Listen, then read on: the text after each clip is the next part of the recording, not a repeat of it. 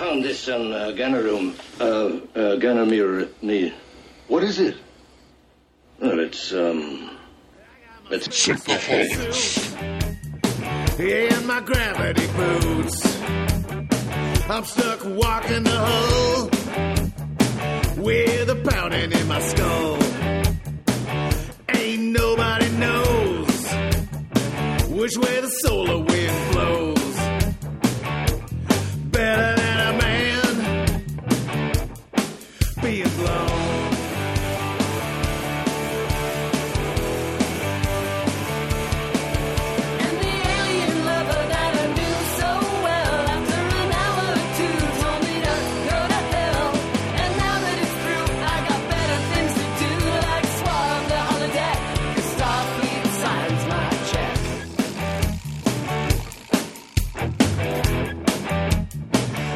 Welcome in the Synthaholics. We're recording in Sovereign Global Seed Vault, the coldest place to record the podcast. The coldest place you ever want to go.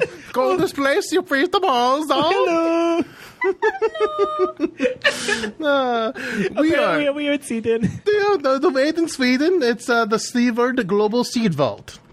It's the Ark where you keep the seeds. That way, when Khan kills us all and the world gets messed up, we can go back to Seed Vault. It's like, I want an apple tree. There's an apple seed in there. We have no apple trees anymore. Yeah, why do they call it hot? Why don't they just call it cold? Cold, yeah. Well, we are Synthaholics.com.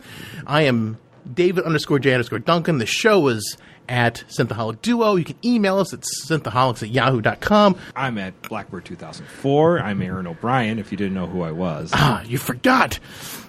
Oh, great. Start it over.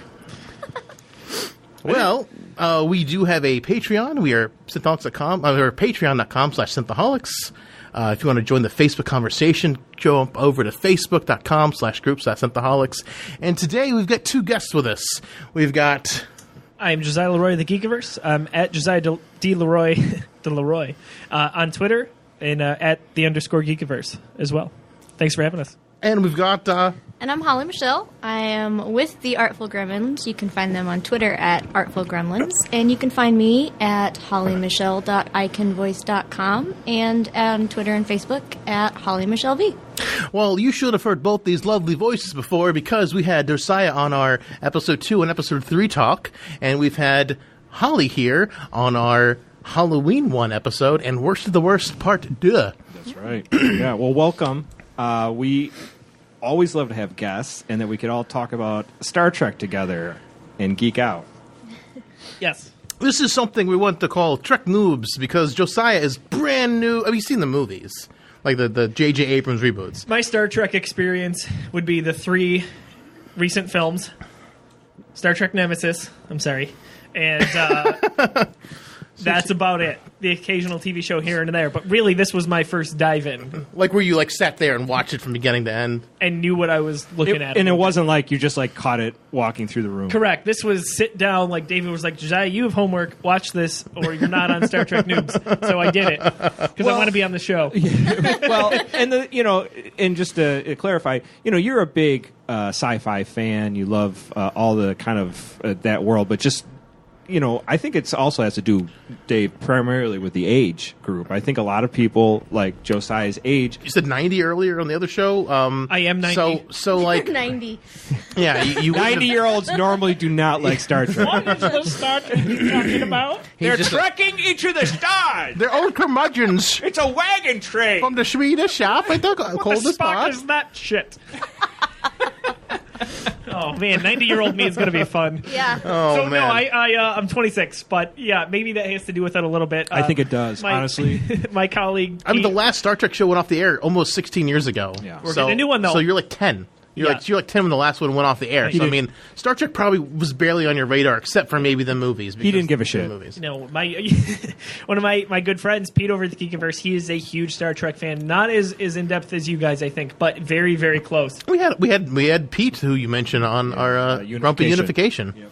So, and I think he's going to be on your show again, but he is... he's kind of spurred that in me a little bit, along with hanging with you guys in the last few months. So yes, we're having Pete back to talk about Year of Hell in so February.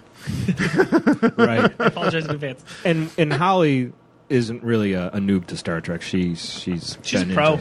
She makes her dogs watch it when she's not at home. I That's do. right. Yeah. I like that. She instills Michael logic in her always comes dogs. home and he's like, "Why is Star Trek on?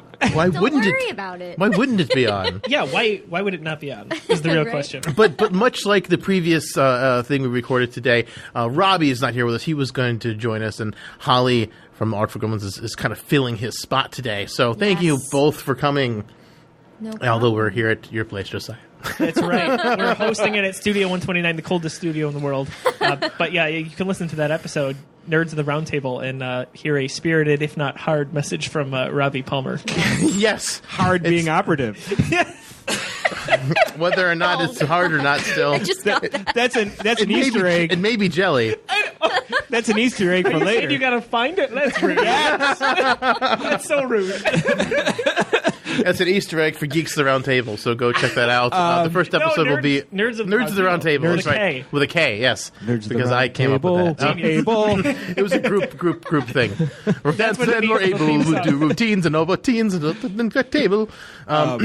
So, silliness aside, we're all happy to be here, but we are talking about the original series, the Galileo 7. Galileo 7. Thank you. Actually, can Episode 16, right? yeah, of season 1. No, it's season 1, episode 13. 13. I could be wrong about that. I think it's but 16. you could be I right. don't know. And this aired on The Noob is showing us this aired on January 5th, 1967. Wow. Well, give us your first impressions on Okay. it. Like as someone you Without getting too in depth, Sure. we're going to talk about it. You know what? And I'm going to be so awkward when it comes to talking about it because there's finer details that I'm so like, oh yeah, this guy and that person and that. So I hate to sound like that, but Oh, I mean, most of them are those people. I mean, there's only 2 main characters on the landing party, so I mean, you know, well, I'll say this: William Shatner was a pretty man. He was a very good-looking man back in the day. Damn, you know, he is coming to Buffalo. I know. Nickel City Con. I'm going to sit on his lap. See what pops up. All right. It's like Santa Claus. Get this grown man off my lap. Check out this captain's log. Anyway. I'm here all day, folks. I enjoyed the episode. I sat down to watch it with my dog. I don't know if he enjoyed it as much as I did, but I did. And obviously, you know, 1967, like you said. So some of the stuff you got to kind of go back. take it with a grain of salt Yes. in terms of how it looked. Yes. I actually think it looks relatively good. For the most part. Yeah. Well, they really go does. back and CG, you know, all your external shots Yeah. for the Netflix show. It definitely looked, you know, pretty solid. There were it was one connected storyline here, but with 2 divisions, kind of. Yeah. Obviously, with What- Kirk and Spock trying to get back together there. I really, really liked Leonard Nimoy's performance. This was my first time seeing him in something Star Trek, just because I've been away from Star Trek, other than the rebooted films here. I think this was a great one to put you into because I know you'd seen the 3 reboots, so you know who Spock is and you know who the characters are. Totally. But this one is like very Spock heavy, so it was actually Aaron's idea. It's- yeah. Very brilliant What one. it was a great intro to throw point you for into me. Star Trek. Yeah. Absolutely. So you got to see really Spock. I think he was kind of the primary character. in the Yeah, episode. and I want to get into that a little further Sure. when more we talk about. But Spock's character is so interesting in this for so many reasons. Oh yeah, absolutely. There's a lot of stuff to talk about with him when it comes to how he operates with his, you know, his logic and maybe that lack of emotion. Yeah. And his crew kind of challenging that a little bit. Absolutely. I didn't like that. Yeah. You didn't like I mean, it? I want you to finish. No, no, but you You didn't like I that he didn't was. like You didn't like that he was challenged. No. Well, I didn't like the amount of the way the crew did it. Yeah. How they You don't like how they were subverting him the entire time he was there. shitting on him constantly. Well, I just Well, it's didn't kind of like it. mean. It is mean to Spock, but I mean, I think it was a desperation kind of thing. And I don't know. Yeah, I mean, You know. I get it. I just didn't Yeah. like it. That's fair. That's fair. That's fair. I also liked Lieutenant Uhura was not in it a ton, but you know, seeing her was great. Yeah.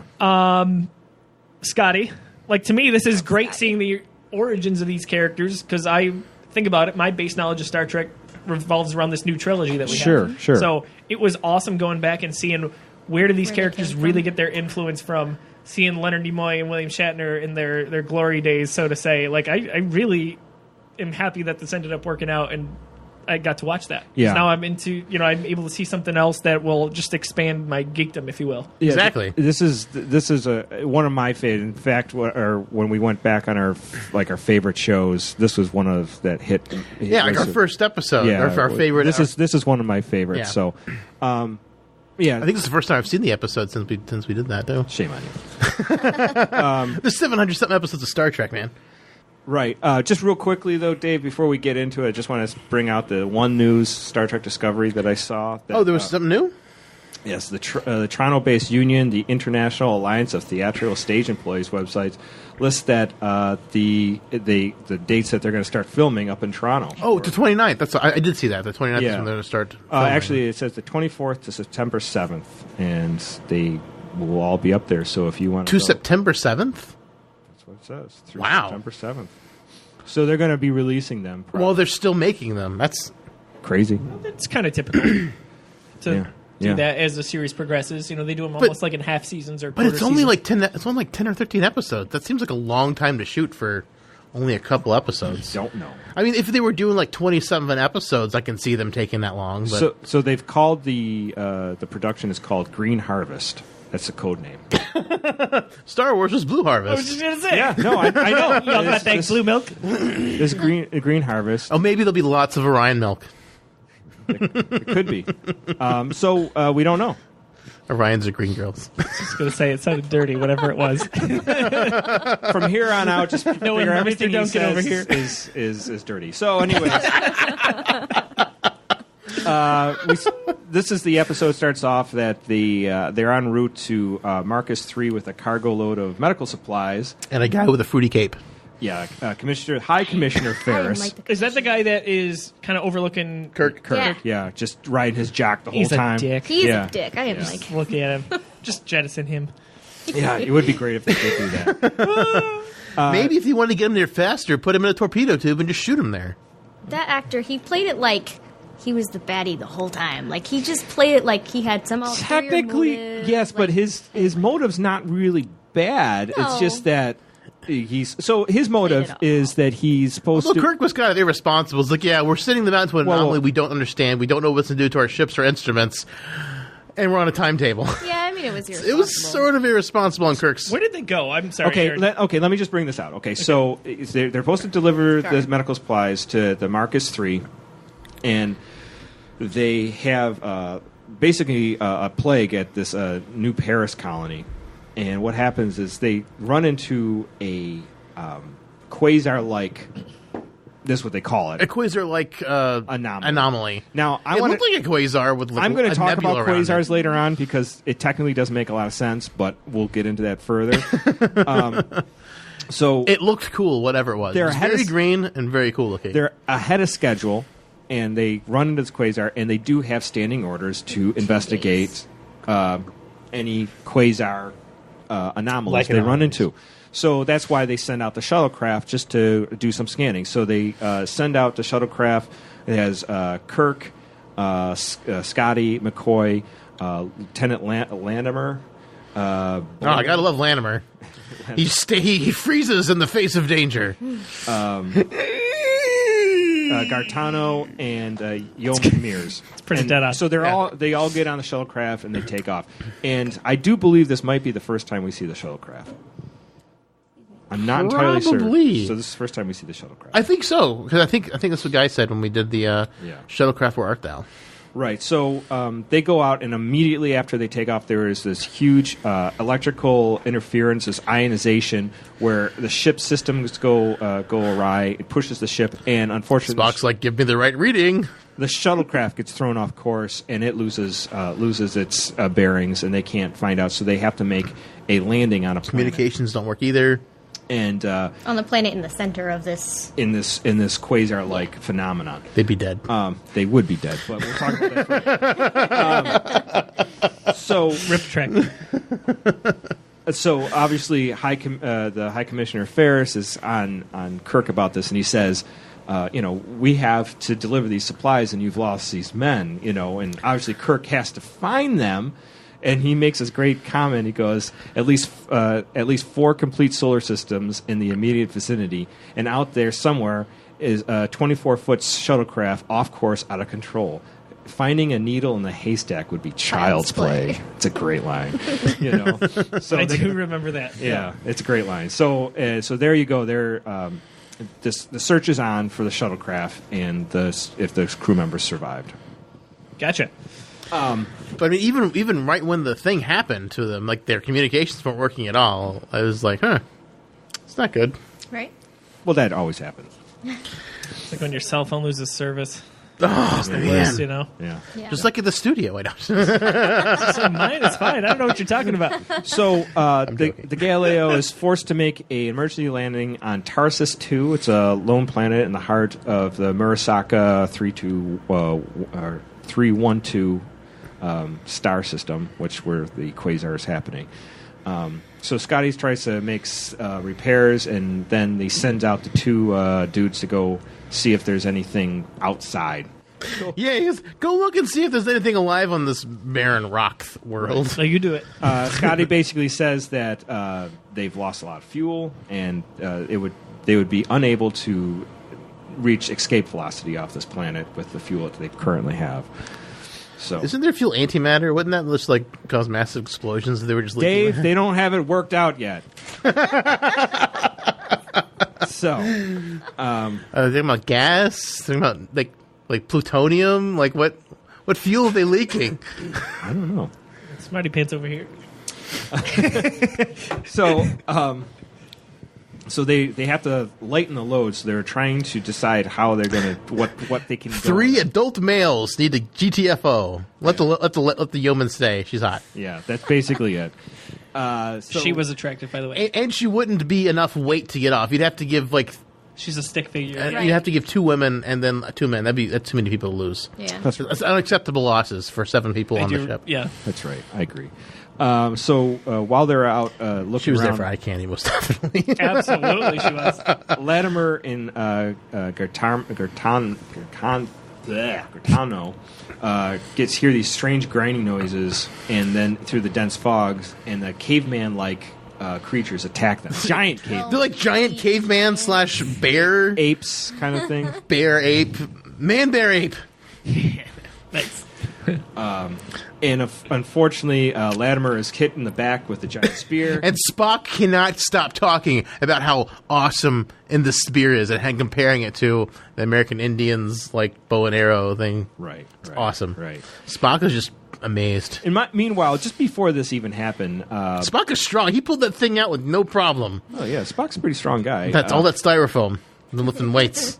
Those were massive spears, by the way. Yeah, no. The Massive. spearhead was as big as my forearm. It was Yep. crazy how... I hate that I'm about to say this, but crazy how long they were as well. You know? Yeah. And Lieutenant, You were bracing for something like it was going to happen. I'm sure he was. I left it on the table.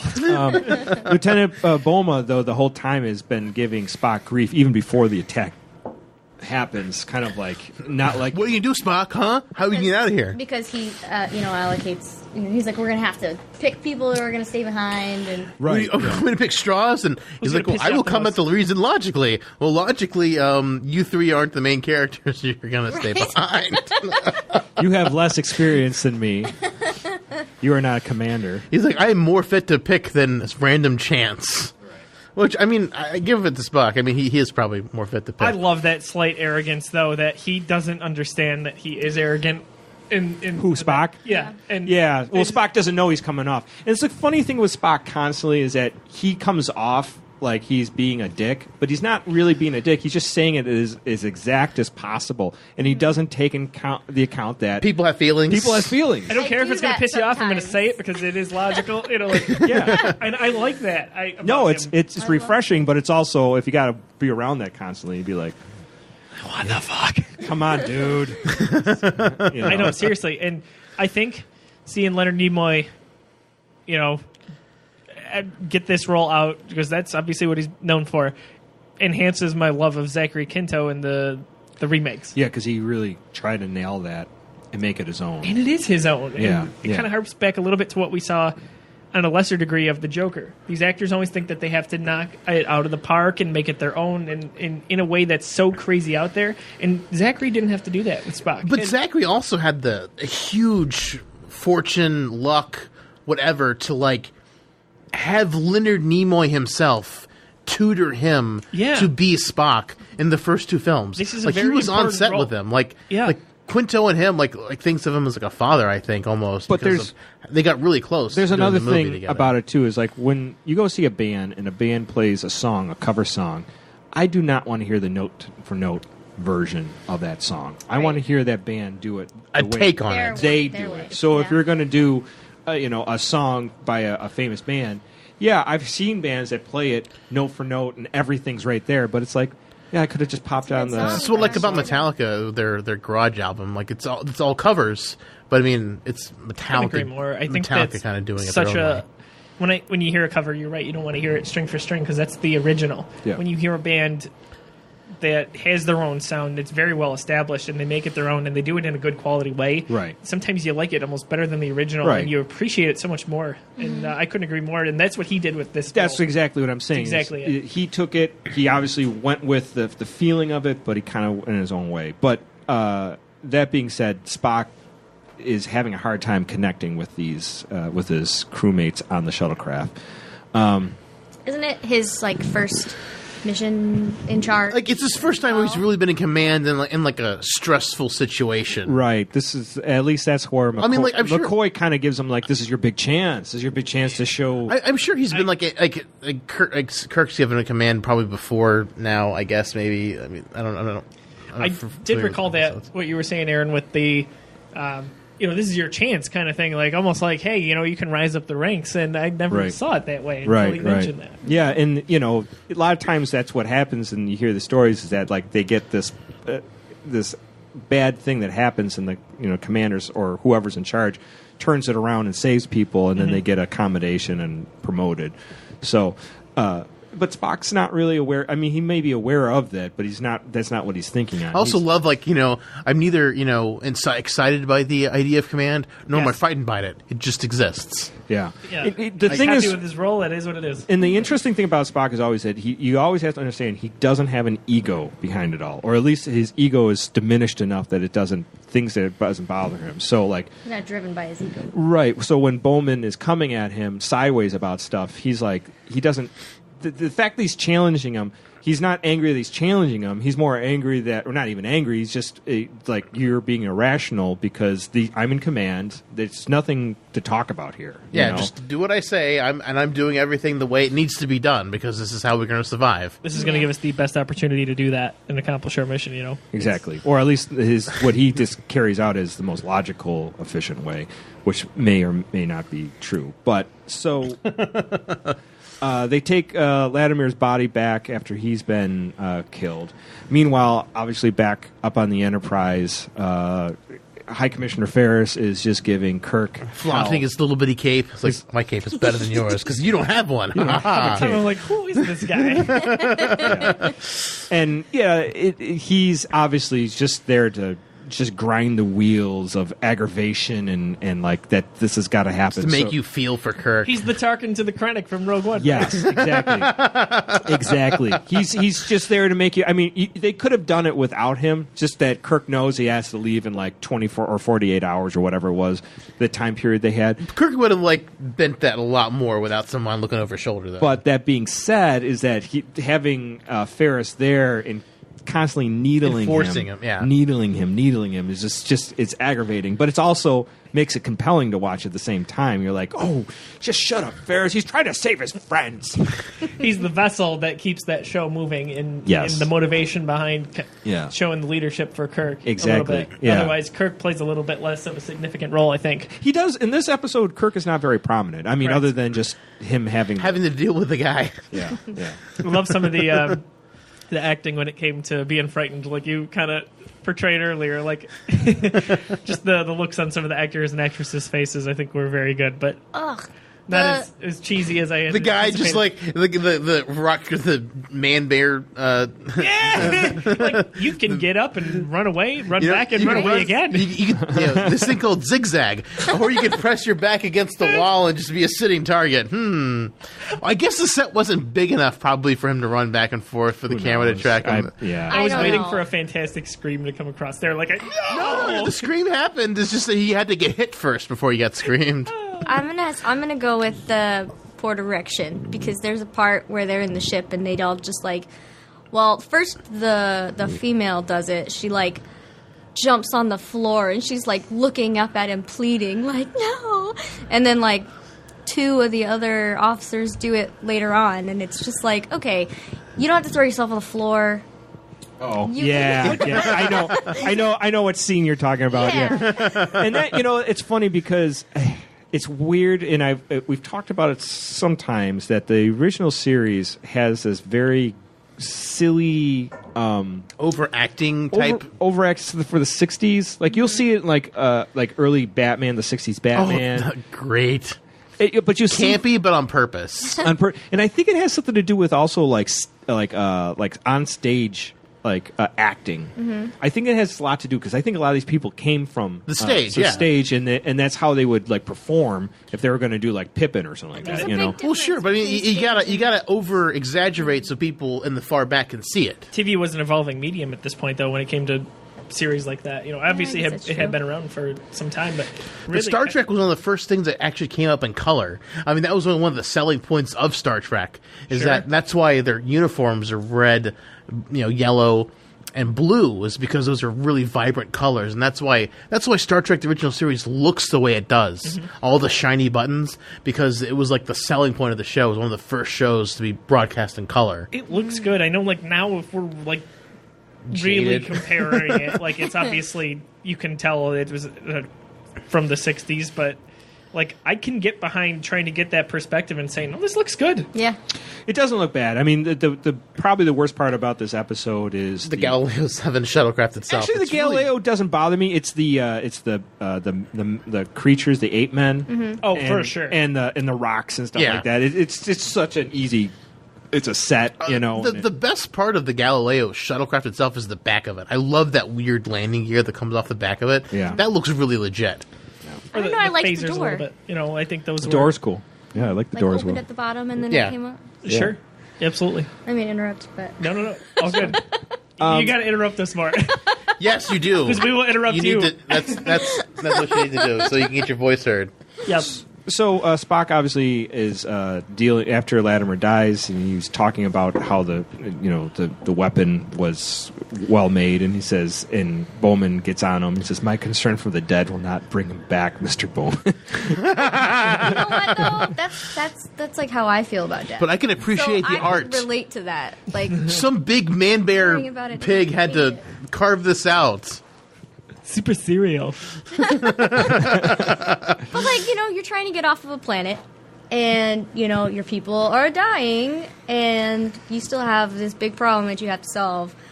Worrying Someone about it has is to be- really not. Someone's got to gonna- smell the roses or just appreciate the art. They've of the got to be cold spearhead. and calculating at that point, even if they don't want to be. Right? You've got to move on. I mean, I guess like the human part is like, okay, yeah, you really do need to appreciate I love how life Spock and is also- respect them, but at the same time, just move on, get off the planet.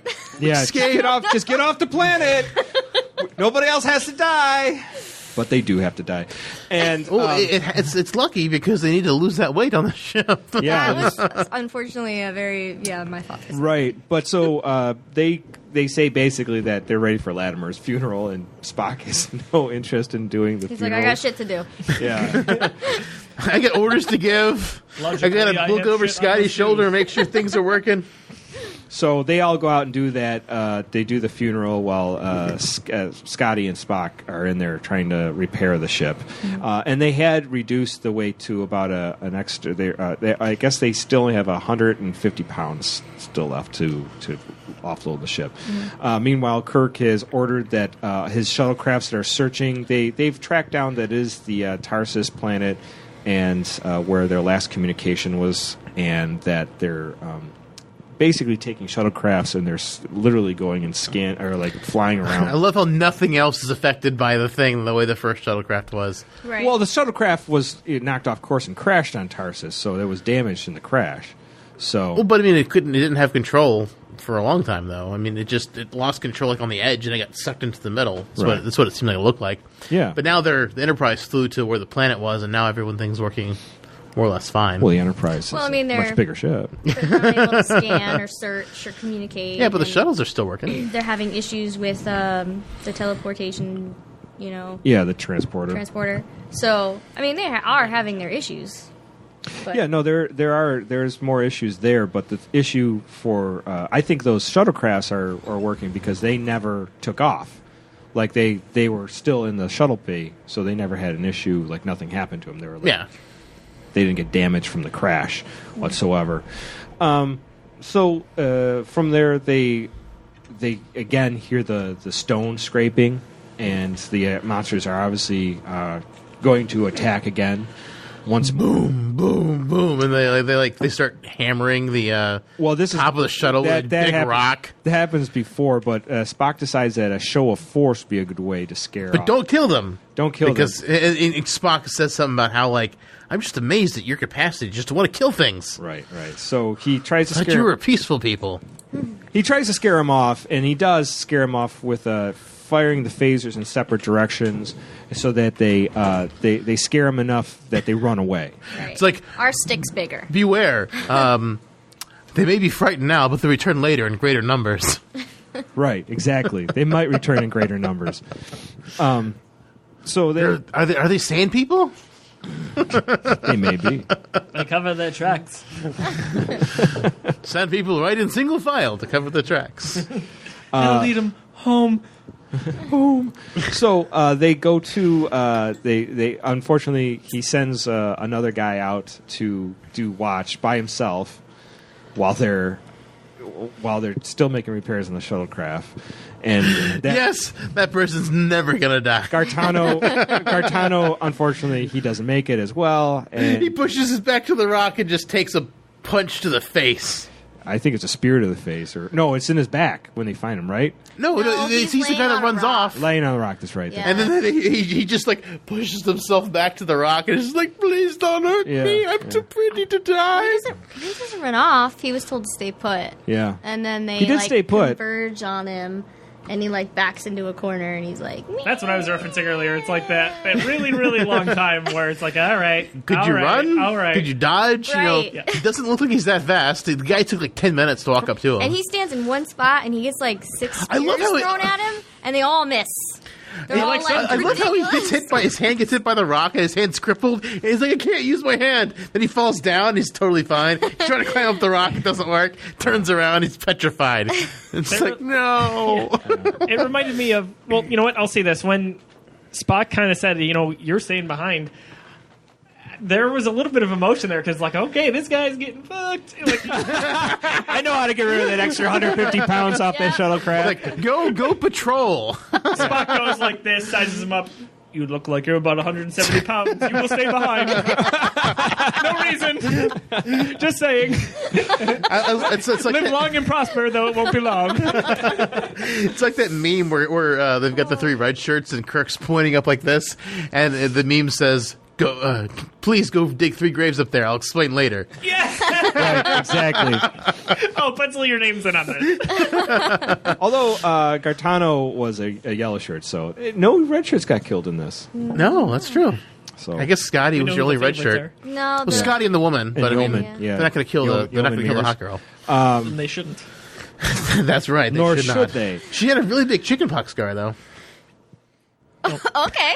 What? How did you know that? It just looked like she had a chickenpox We don't scar know. on her Okay. cheek. Oh my I god! thought you were going to pull out some fact and be like, yeah, that was from chickenpox she had when she was little. Is that not... I do have some history on her, but I'll get into that later. Okay, I have a Nice. question about her. So, anyways, they that. so they find his phaser laying on the ground where they left him after they hear his screams, and they go to find him, and unfortunately they find the phaser, and then they find his body laying on a rock later on, so far off. Yeah. Spock sends the 2 back to the ship. Yeah. And Spock goes. Oh, and he Spock. gives him the phaser because Scotty has figured out that, hey, we can use the energy from the phasers to make To an create, awesome like, a gas. gun. Which is- fuel for fuel, the... yeah. Which is great because you think about it for another plot device is now you're on a hostile planet. Let's take your only weapons, which could probably just cream most of them, and now we're going to use that all for fuel for your ship. Just gather up the spears and throw them back. It's good writing in the sense that you have that element Yeah. where you're taking away your only weapons, and Right. this is all in Right. or else. Yeah. You now have a time limit, essentially. You were trying to, I think, Scotty's looking, he's like, maybe an hour or two left before this gets finished. Yeah. As they're kind of trying to get in the shuttle, and I think that adds a little urgency to it. Right. So it was very creative writing on all fronts there. Yeah, it's a great thing about the original series, especially first season and some of the second season. The writing is usually pretty tight. They had to have good writing because it was shoestring budget. Even though they were breaking edge special effects for the time, on the special effects they did have, it was all this other where their money went, and so everything else had to be a strong story. Otherwise, it just wouldn't work. Yeah. I mean, Star Trek was good because of its limited budget, because they had to figure out ways around it. Great writing. Well, unfortunately, the big 8 men come and while they're inside, and they start attacking the ship, banging on the ship, and that's where they decide they're going to charge the hull with electricity. Although I don't understand why they're so scared of a rock. I mean, this thing should be made to stand at least maybe a little bit torpedo or phaser bombardment, but they're scared of man with rock. Well, it's a big rock. Yeah. It was a big rock. It's a big rock. He's a big man. And the ship has already taken damage. Yeah, the from crashing. ship already That's true. crash landed, so I think they're just trying to make sure that. It doesn't get any worse. Doesn't get worse. I guess I'll give them that. So they charge ship, and the creatures run off, but only for a little bit. Unfortunately, at that time, up in the Enterprise, they're just completely run out of time. Time's up. They got to go. They've run out of time. They have to leave. And Kirk makes the great thing. Says, "All right, make way for Marcus 3 at best space speed." And Sulu turns around what? Space speed? What does that mean? But he's We're also about to stick around a still little have a bit, shuttle okay? that's out looking. Oh yeah, he's calling them back. Obviously, Kirk is delaying as far as he can. And Ferris is just "You're delaying. Let's get this done. We got to go. I know your friends are out there, but we have to leave." And but Sulu thinks best space speed. What speed? What does that mean? So, Impulse, half impulse. and meanwhile, while they're leaving the system, they're scanning the whole time. But in the meantime, the Galileo does have enough that they take off. They run into the creatures They again. actually dropped their boosters, their jet boosters, to get them out of the. Right. Well, atmosphere. they get out of the dropped atmosphere after another tangle with the 8 men just before they take off, and they fly out into space, and they realize that there's no way they're going to see them. They can't escape orbit. They have enough fuel to make a landing, and that's pretty much it. They're going to live out their Orbit once, then land, Yeah. or But Spock, at the last minute, jettisons the rest of his fuel all at once, and it creates a flare. Sulu sees it, and then they realize. I love how Sulu sees it. He's just flicking that one button back and forth over and over again. It's He's refreshing his speed. refresh. Oh, is that F5? Oh, my. That must have been the F5 button. He's just looking at it back and forth. refresh. Oh, look, there's somebody there. Yeah, and obviously they go and they go back towards the Galileo, but unfortunately the Galileo is crashing into the atmosphere, will burn up, and they beam them up just at the right Just right point. before they turn into crispy fried chicken. Yes. I love the sweat there. Yeah. I know, and the woman's like, "It's getting really hot," and you're like, So take up Yeah. all your clothes. Oh, wait, no, I sorry. knew without the iota of a doubt that's where David was going with that. Yeah. This is only my 3rd episode of Synthaholics. You knew. For sure. When Alvy mentions the woman, I'm like, all right, David's either going to talk about taking clothes off, naked, something. I'm a terrible person, I guess. And you'd be right. Doesn't make you a terrible person. It just means I'm getting to know you, David. Getting to know you. Getting to know all about you. Getting to like you. Hoping that you too like me. I've waited years to sing that on the internet. show. You It's been- You're welcome. So, and then at the last... Don't hate me, Holly. Don't hate, appreciate. Too late. So the last scene we got on the bridge that Kirk confronts Spock about his actions on the Galileo when he jettisons the fuels. Like, was that an act of desperation? He's like, well, my it's God. logical because I figured there's no thing we could do. So You know, but the I thing love is, that answer. it is kind of logical. Yeah. I'm not going to say. I mean, maybe there is desperation in it, but Emotion can be tied to logic. In a Yeah. way, and he finds it there. yeah, I don't know. Yeah. I also love the laughter at the end. That was almost like they should have been. The camera should have panned out, like it was a 90s and then or Spock 80s being in the sitcom. corner, like, Right? Spock just say, "You mother." You all suck. I was sitting here like not with my hands crossed, nodding. I know it's not a visual medium. That's kind of where everyone's starting. No, but but Spock runs into this all the That's what he time. does. He folds his arms and it's just like But shakes Spock his runs head. into this all the time, and it kind of pissed me off about the original series is that he's the scapegoat that all the humans can make fun of. It'd be like working with like a person from a different race in your office, and then always making fun of that person of their. I don't think of they their- ever did that on Next Gen though. No, they never did. in They Next Gen. never did like the laugh off screen. But as they the credits always start make fun rolling. of Spock at the end, or Yeah. not always, but pretty often. Right. Kirk might as well have turned to him and said, "Whatever, nerd." Right? That was it. You know what? yeah, You yeah. know, like the Kirk Spock / fiction thing, like that scene where he's got his arm around them and the way he's looking at Spock. Like I think I've seen like a funny meme like on Oh. Facebook. It's like is Kirk looking at Spock or a woman, where they just feature like just they isolate Kirk. Yeah. And the way he's looking at Spock or a woman is like it's looking at Spock or a woman. It's like a game almost. Like I'm like because it's almost creepy the way he looks at Spock. Yeah, nice logic. In the nerd. romantic way. You gotta love it. So just a couple things about the show. I mean, so that's how the show wraps up. Obviously, they lost Latimer and Gartano. They will be not missed Nobody cared. And, because they all Not laughed missed. at the end. And- it was funny. and Bowman got knocked down a couple ranks, and he's working on a garbage trawler somewhere. But you know, so- the nice yeoman, she was hanging out with Uhura, like listening over her shoulder as all the fun stuff at the end was happening. the banter. As Uhura is pointing and laughing at Spock. Yeah. Like, it's really funny. She's like, "How- I used to date that. Oh my god! They're like falling over laughing at this point. Yeah. You know, Good thing But Kirk's that got a big comfy chair. again, that's another product of '60s. Yeah. Like, they got to Of wrap course. it up with a little light laugh. You know, Yeah. let's Two make people it funny. died. Let's have a joke. Let's have a laugh. Our comrades are dead. It's just like on the Doomsday Machine. It's just Yeah. like, oh, well, let's just wax poetically and laugh a little bit after my Yeah. best friend died. my best friend. Well, I don't know if he was best I mean, friend. but but they seemed like they were good friends. he though. stole his car and ran it into dumpsters. I mean, that was before. But before that point, they were good friends. You know. well, couple things. The writer of this is Oliver Crawford, and he kudos. yes, he did very well. And he well, this is kind of a rewrite, I guess, based on the film called Five Came Back. It's a 1939 film, which co-starred Lucille Ball, and it which was is interesting. yeah, because Lucille Ball was the person. And I'm sure you don't know this, but Lucille Ball was the Instrumental in making Star Trek a thing. What? Really? Yes. So Hang on. Gene Roddenberry Really? was pitching this to the studios, and they weren't having it. And they made the first pilot, and you can watch the first pilot of Cage, and it has Spock in it, and that's about it. That's nobody else from it Star has Trek. it has Pike from the Yeah, reboots, Captain Pike. but he's a totally different person.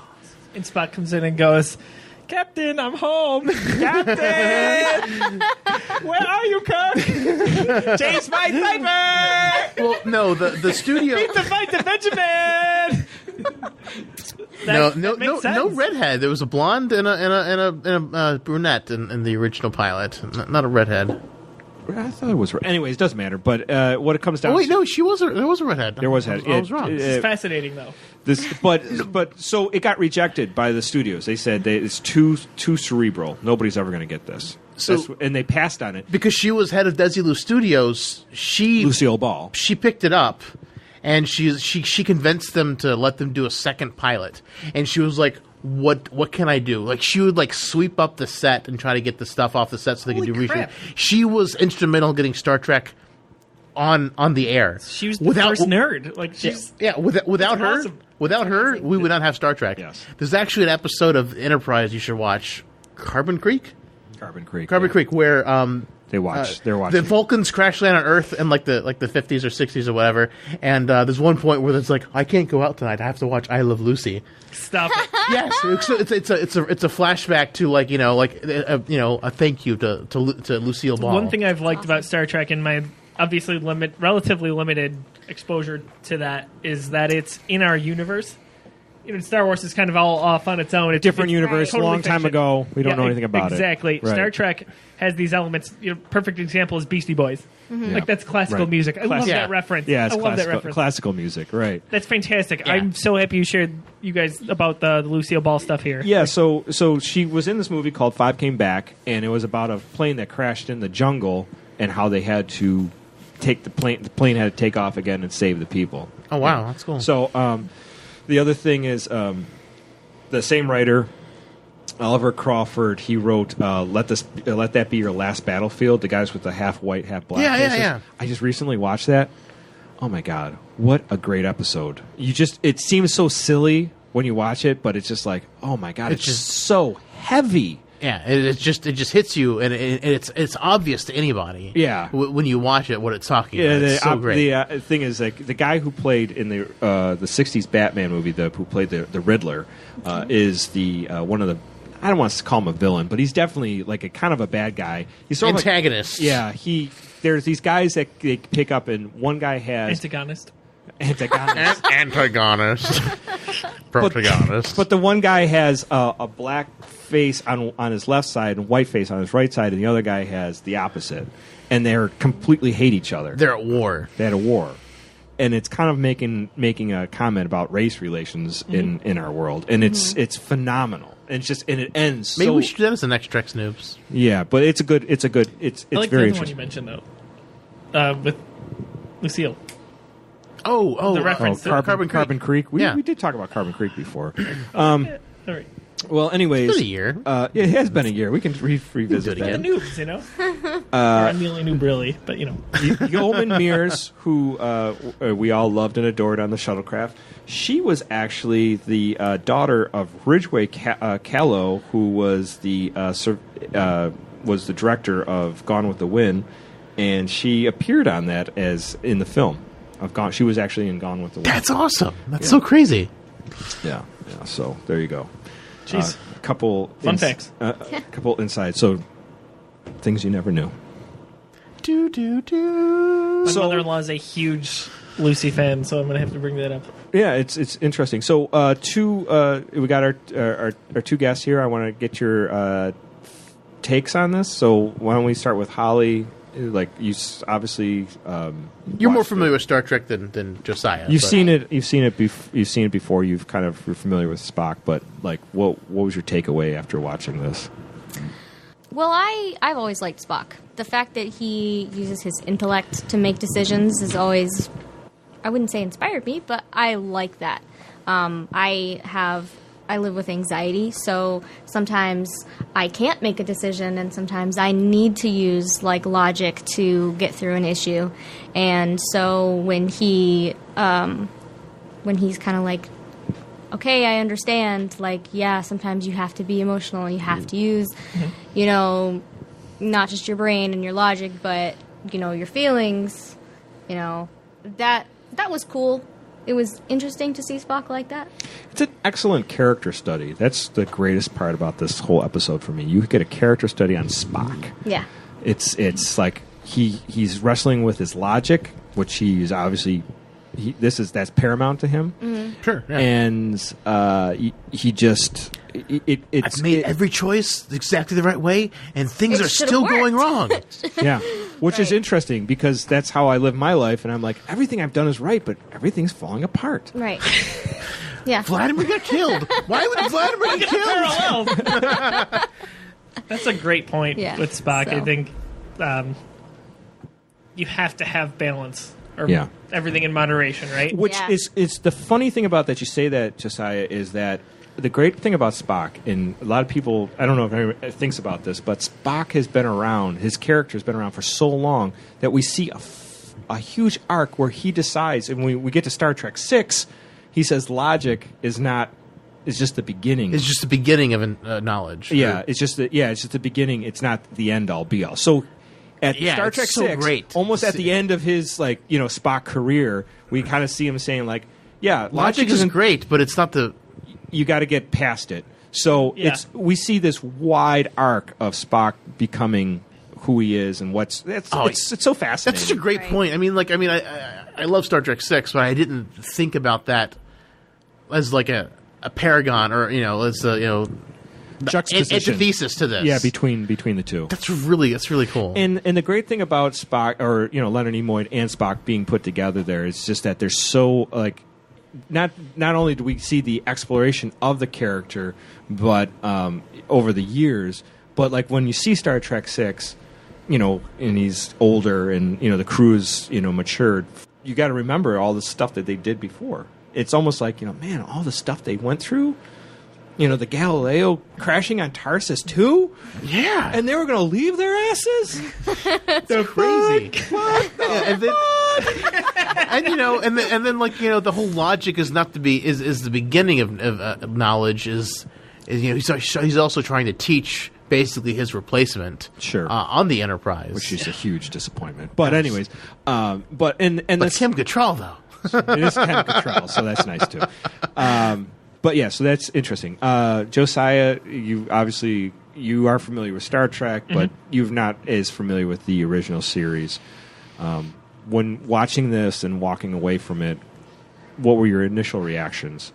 So I wanted to jump into some of the older Star Trek stuff, whether it was the TV show or the movies, for a long time, and this was a very good prompt for me to do so.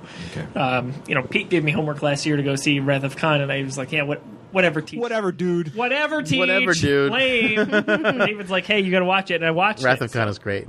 Maybe that's another one in the future we do. Yeah. But I really enjoyed this, and putting myself in the shoes of either watching it back when it came out, so you kind of leave a little bit of the interpretation to knowing that it was a thing that came out in the late 60s, or even watching it today, it's still good. The writing holds up. The writing is what makes this thing The great. Writing absolutely holds up. I mean, the acting's good too, but the writing is good. The direction can be questionable, but again, you just look at it and say, that's where it was the time period. Yes, exactly. I enjoyed it very much. I liked seeing... I want to see more of Captain Kirk, so maybe you guys assign me an episode with that a little bit where he's prominent. But I will say I loved seeing Leonard Nimoy take over as Spock and really run the show, kind of as it was where they were in their predicament, and some of the side characters as well. So it was. I think this was a perfect entry point for you guys to start me off with in terms of making this a continuing thing. The thing is that with you do got to kind of go in your time machine and say like, okay, this is 1967. Take it with a grain of salt. Yeah, the sets aren't great. Not everything's perfect, and there's some silliness that goes along with it. But if the writing's sound, which like I said, the first season and most of the second season is pretty good. I mean, you get a couple bad ones, but I had a friend that I got him into doing, watching the original series, and he was absolutely fascinated at the partnership and friendship between Kirk and Spock. He's just like, that is just, it's so amazing to watch. And you don't see it as much in this one because they're separated, but more and more you become like how they're just so, Well, and Kirk, Spock, and McCoy, too. Well, McCoy's important, too. He's like the third part of the triad. Yeah. You need McCoy as well because McCoy's the passionate human, and, Kirk's the bravado and the... They're extremes. Yeah, exactly. Don't you see a little... I mean, that feels like that carries over, in, like, again, my limited knowledge to the trilogy. Absolutely. Here. They were pulling from that, and they definitely said, well, these are the characteristics of these people. And then they put them in the overdrive a little bit in the movies, which is how the Plinkett videos... Their relationship, not only to me, seeing this is timeless, but the writing, I think, just in anything, in any medium... proves that it's timeless as well. Well, same thing if you go and watch like the old black and white Twilight Zone. If you get a good episode, you're like, holy shit, they're really that was good. You're like, that's a great episode. And you're just blown away. You can't be limited by the production or the technology of your time when it comes to writing. Right. It will hold up if it is quality. If it's good, it's quality. And that's why sometimes I think that the new movies that come out nowadays that the production is through the roof, and it looks great. But then the story's like, where's the story? Kind of like the Star Wars prequels, like we talked about earlier. It's like, George Lucas, the original Star Wars movies were good because he couldn't do everything he wanted to do. Right. As my Geekiverse crew, when it comes to anything, whether it's video games, movies, comics, it has to be story for me. Yeah. That is my predominant thing. Production is a great second, but that's it for me. If it's a good story, I'm in. Yeah. And this was it, so I'm glad that I watched it. Yeah. Well, thanks so much for getting to view that and talking with us today, because it's fun. It's fun to do. I mean, we've been talking about doing this for a long time, getting people who are newer into Star Trek, who are into podcasting, to come in and talk with us about Star Trek, from a totally fresh perspective. Because me and Aaron, we've been watching. I can't remember not ever watching Star Trek. Yeah. That's how long I've been watching Star Trek for. So getting someone with that baby type perspective, like you're brand new. You're watching me walk for the first time, right? It's like, Right. come.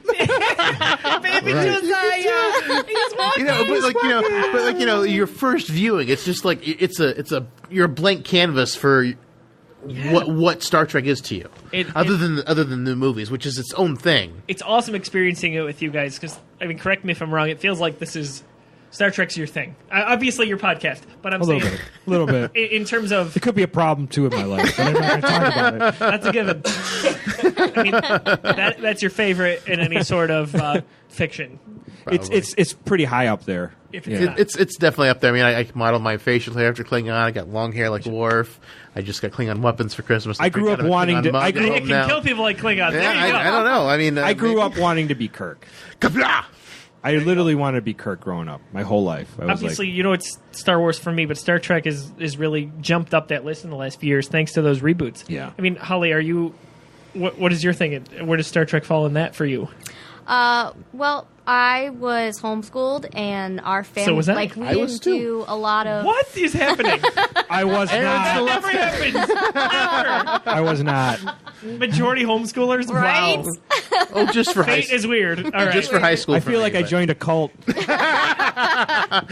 of us, Aaron. One of us. Hey, Ron. One of us. So you were homeschooled. But yeah, we were a martial arts family, and we did a lot of family time. And family time at home with the television was Star Trek or Golden Girls or ER, and didn't want to watch ER, so Who did? I did not want to watch ER. So I think the inevitable thing is homeschoolers podcast. Sorry, Aaron. They just get it. I should have been homeschooled. Damn it. He'll be the homeschool noob. The I've never homeschool. been in a room where there were majority homeschoolers. That's really weird, though. That's weird. Very interesting, but okay, I digress. I'm sorry.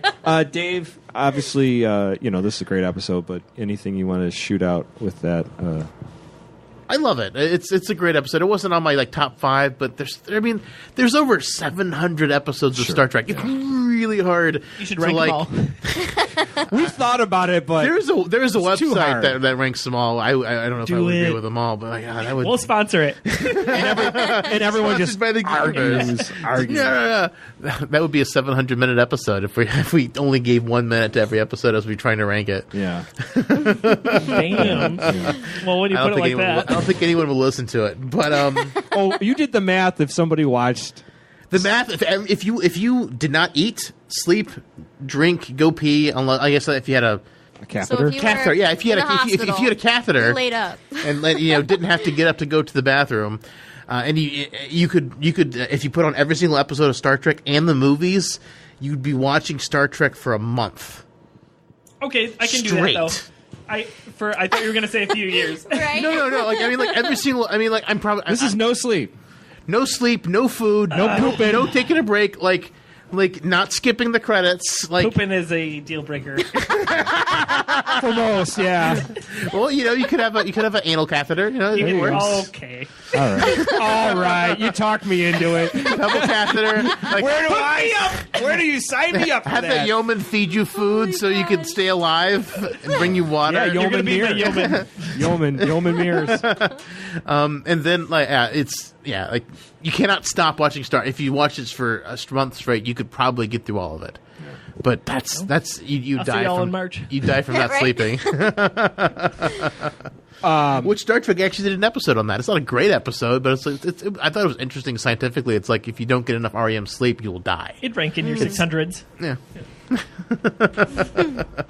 Did you get an anal catheter for that? No, I didn't. Okay, Well, who am I going to borrow one from?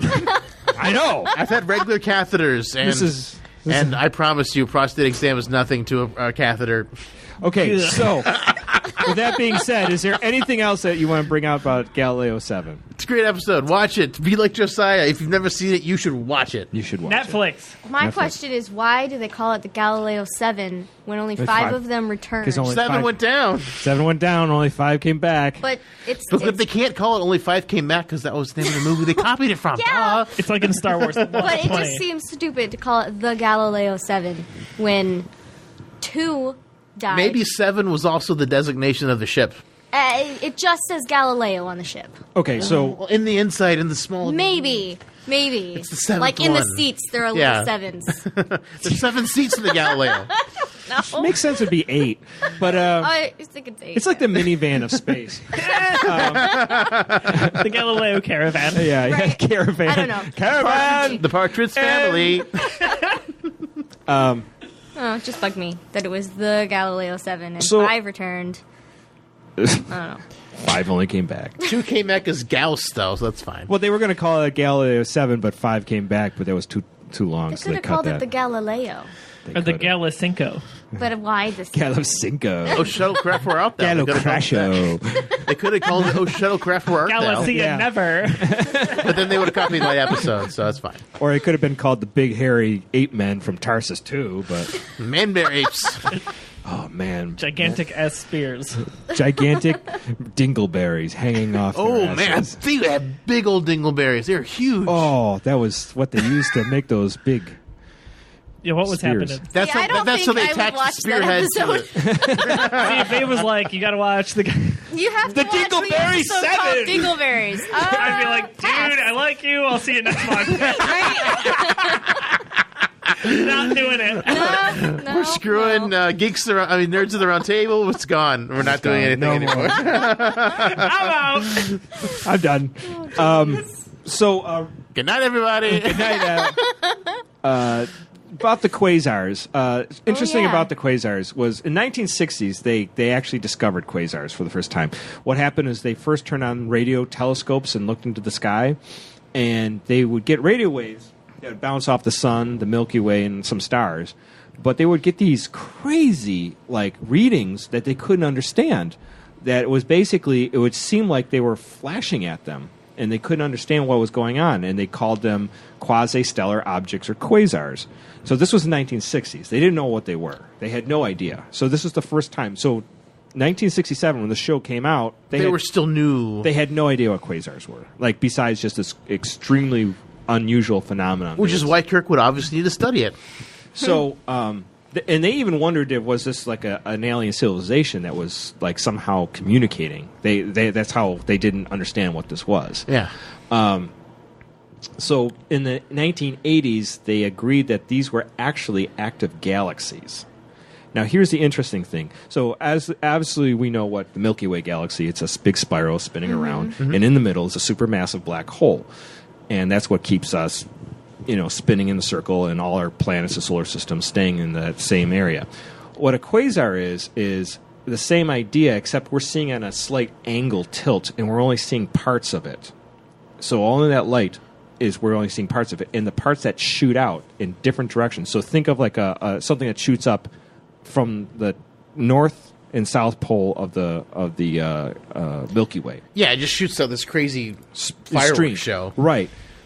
So that's what we see with a quasar. Now, if it's turned directly towards us, so if you're seeing the quasar right in front of your face, it's called a blazar, where it's shooting the radioactive, Right into your face. right into your face, and that's why you see it. In the face.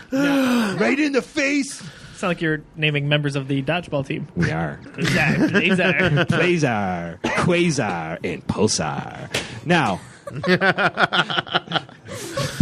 So if you can dodge a pulsar, you can dodge a quasar. So now That's good. the Milky Way doesn't have this phenomenon because we don't actually have enough matter in the middle of our supermassive black hole to make this. Now, it could happen. They say when the Andromeda galaxy in whatever 10 billion years crashes Merges into our galaxy, that will happen. But right now, it's not happening with us. But we still don't see it because We'll be dead. we're not A, dead, but B, we're still in the same galaxy, so it's going to be hard to see the shoot, And we'll probably be extinct. the by shoot that off point. without being in another galaxy. We'll find out in Mass Effect Andromeda Yeah. in 2 short months. But so technically a quasar happening, the Mirasaka 321 or 312 or Yeah, you whatever fall it into was. the middle of quasar, you are dead. They would be in a different galaxy. Yeah. So it doesn't really make sense on that part. But they said quasar-like phenomenon. Sure.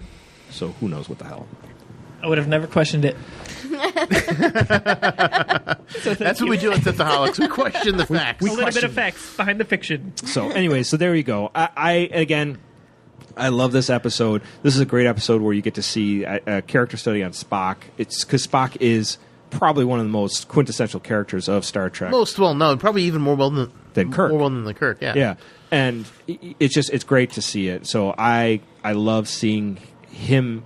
I mean, when you think of Spock, you think logical and he gets everything right. He was not getting it right, and that's what the greatest part about this. All of a sudden, you see someone who seems seemingly flawless making mistakes. Mm-hmm. It's an awesome thing to see. He did everything he meant to do. No, but it wasn't turning out right. Yeah. It's a miscalculation because things weren't turning out in the way and we all do that. But it's great to see him imperfect. Almost shows that human element in a way. Yeah. And that's great. It's great about That's him. good. So, and that's the also cool thing about Spock constantly is that you do see the human element inside him, even when he's being Vulcan. Mm-hmm. So, I agree. great. It's a great episode. Makes him a great character. Great character indeed. So, Most definitely. He's like an onion. He's got layers. Layers. He smells bad? makes me cry. Well, actually, All of these Vulcans think things. everyone smells. They think humans smell bad. They've got an eccentric sense of smell. I call that rude. Well, all our music is provided by Warp 11. You can find them at warp11.com or Warp11 on Twitter. Again, we're Synthaholics.com. You can email us at SynthaholicsDuo. Again, where can we find everybody? Josiah. I'm at Josiah LeRoy on Twitter. You can find my company, the Geekiverse, at the _Geekiverse on Twitter. Also, a clean plug this time, if you will. We'll see you at Buffalo Soup Fest on January 28th. We are sponsoring a certain section that I won't tell you about, but you'll see us walking around. I'm not going to Don't say you stop it, Mr. So. Thank you, David and Aaron, for having me again. Every time we get together, magic happens. It's fun. Do you believe in magic? This is a good crew right here. And I hope you do. Tell us about Holly's Holly. been fantastic. Holly Michelle, and you can find me at Holly Michelle V on Twitter and on Facebook. I'm also at hollymichelle.iconvoice.com, and I'm with the Artful Gremlins, which you can find on Twitter as well, and a Patreon for the Artful Gremlins. Yes. Awesome. You can find me at Blackbird 2004 Twitter. You can tweet me anytime, and I will get back to you whatever you want to talk to me about. Yeah, I will get back to you too, David_J_Duncan. We're on iTunes, we're on Stitcher, Google Play Music, iHeartRadio, wherever you listen to your podcasts, you can find us. And be sure to listen to the Geekiverse on their podcast, the Art of Gremlins, with their Nerdonomicon and Artful Could be Models. especially because we're going to be doing the Geeks, the Nerds of the Round Nerds. Table. The Knerds. The Nerds of the Round Table, which will be starting on the Geekiverse. Look for that soon. You'll be hearing more of Aaron and I on another show. So it'll be the Geeks. Or Nerds David of the Round Aaron's Table always a good thing. will be coming around to our show too eventually. Unless there are children around, It'll be at bad. which point, turn it off. We're sorry. Well, thank you all so much for listening. Live long and prosper, my friends. The night's over, I'll puke in the sink and we'll cry till we laugh and we'll both shit our pants. You're the best drinking friend I ever had. Recording. I'm not recording! There's always one. Oh my gosh. Going to you from Shebard Global Sheet Vault. The coldest place in all of Oregon is. The coldest place to record the podcast.